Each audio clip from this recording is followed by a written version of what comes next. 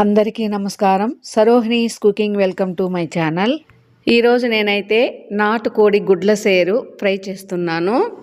చాలా సింపుల్గా, తొందరగా, తక్కువ ఇంగ్రీడియంట్స్తో ఎమ్మీగా ఉండే ఈ రెసిపీ నా స్టైల్లో నేను ఎలా తయారు చేశానో ఇప్పుడు మీకు చూపించబోతున్నాను.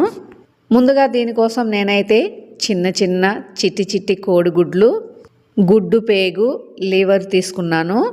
ఉప్పు పసుపు వేసిన గోరువెచ్చని నీళ్ళతో ముందు వీటిని క్లీన్ చేసి పక్కన పెట్టేసుకుంటున్నాను. ఇదైతే వెయిట్ 3/4 kg వరకు ఉంటుంది. ఇక ఈ రెసిపీకి కావాల్సిన మసాలా ఐటమ్స్ అయితే 2 స్పూన్స్ ధనియాలు, జీలకర్ర 1 స్పూన్, మిరియాలు 1 స్పూన్, లవంగాలు, ఏలకలు, బిర్యానీ ఆకు, దాల్చిన చెక్క, సోంపు వేసి సన్న మంట మీద అయితే ఇలా వేయించేసుకుంటున్నాను. మీకు ఇంకా స్పైసీగా కావాలనుకుంటే ఇంకా ఐటమ్స్ కొంచెం ఎక్కువ వేసుకోవచ్చు.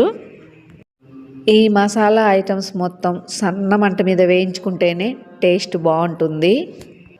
అబ్బా, ఇవాళ వేగుతూ ఉంటే వాసన భలే వస్తుంది. మన పెద్దవాళ్ళు అయితే నాన్ వెజ్ కోసం మసాలాలు అయితే ఇలాగే వేయించి పౌడర్ చేసుకునేవాళ్ళు. ఇవన్నీ వేగిపోయిన తర్వాత స్టవ్ ఆఫ్ చేసేసి వెల్లుల్లి రెబ్బలైతే ఒక 5 వరకు వేశాను. ఇవన్నీ చల్లారిన తర్వాత మెత్తగా పౌడర్ చేసుకుంటున్నాను. వెల్లుల్లి రెబ్బలైతే పక్కకు తీసేసాను. మెత్తగా పౌడర్ అయిన తర్వాత ఇప్పుడు ఈ వెల్లుల్లి రెబ్బలు కూడా వేసేసి పౌడర్ చేసేస్తున్నాను. మసాలా అయితే రెడీ అయిపోయింది. ఇప్పుడు స్టవ్ మీద ఒక పాన్ పెట్టి అందులో కొద్దిగా ఆయిల్ వేస్తున్నాను. ఈ ఆయిల్ వేరైన తర్వాత అల్లం వెల్లుల్లి పేస్ట్ అయితే 1 స్పూన్ వరకు వేస్తున్నాను. నేనైతే ఈ అల్లం వెల్లుల్లి పేస్ట్లోనే కొద్దిగా గసాలు, సోంపు వేసి పేస్ట్ చేసుకున్నాను. అల్లం వెల్లుల్లి పేస్ట్ వేసిన తర్వాత ఇప్పుడు ఇందులో కొద్దిగా కరివేపాకు, ఉప్పు వేసి కలిపేస్తున్నాను. ఈ అల్లం వెల్లుల్లి పేస్ట్ బాగా వేగిపోయి ఇలా ఆయిల్ మొత్తం సపరేట్ అయిన తర్వాత ఇప్పుడు ఇందులో క్లీన్ చేసి పెట్టుకున్న గుడ్ల సేరు మొత్తం వేసేస్తున్నాను. ఇవి వేసిన వెంటనే కలిపేయకూడదు, గుడ్లన్నీ చెదిరిపోతాయి. ఇప్పుడు ఇందులో కొద్దిగా పసుపు, కొద్దిగా కారం వేసి గరిట పెట్టకుండా పాన్ అలా కుదిపేసి మూత పెట్టేసి ఉడికించేస్తున్నాను. 5 నిమిషాల తర్వాత అయితే ఓపెన్ చేస్తున్నాను. నేనేమి ఇందులో వాటర్ ఏం యూస్ చేయలేదు. ఇందులో ఉండే వాటరే బయటకు వచ్చేసింది. మరీ కసకస కాకుండా స్మూత్గా వీటిని కలుపుకోవాలి. ఇప్పుడు కొద్దిగా కొత్తిమీర వేసి కలిపేసి మూత పెట్టేసి ఉడికించేస్తున్నాను. ఇంకో 10 నిమిషాలు ఉడికిన తర్వాత ఇలా అయితే తయారైంది. గుమగుమలాడుతూ స్మెల్ అయితే సూపర్గా ఉంది. మీకు ఇలాగే పులుసులాగా కావాలనుకుంటే ఇప్పుడే మసాలా పొడి వేసేసి దించేసుకోవచ్చు. మా ఆయనకి ఫ్రై అంటే ఇష్టం, అందుకని నేను ఈ వాటర్ అంతా ఇంకిపోయేంత వరకు మూత పెట్టి మళ్ళీ ఉడికించేస్తున్నాను.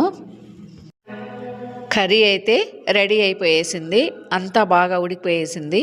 ఇప్పుడు ఇందులో ముందుగా మిక్సీ పట్టుకున్నాం కదా పౌడరు, ఈ గరం మసాలా పౌడరు 2 స్పూన్లు వేస్తున్నాను.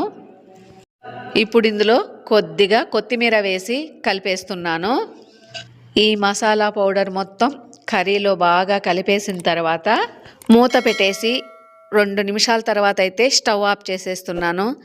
తర్వాత 5 నిమిషాల తర్వాత అయితే ఓపెన్ చేసి చూస్తే ఇలా తయారైంది కర్రీ అయితే. మీరు ఒకసారి ఇలా తయారు చేసి చూడండి. గుమగుమలాడుతూ వీధి చివరి వరకు అయితే స్మెల్ అద్దిరిపోతుంది.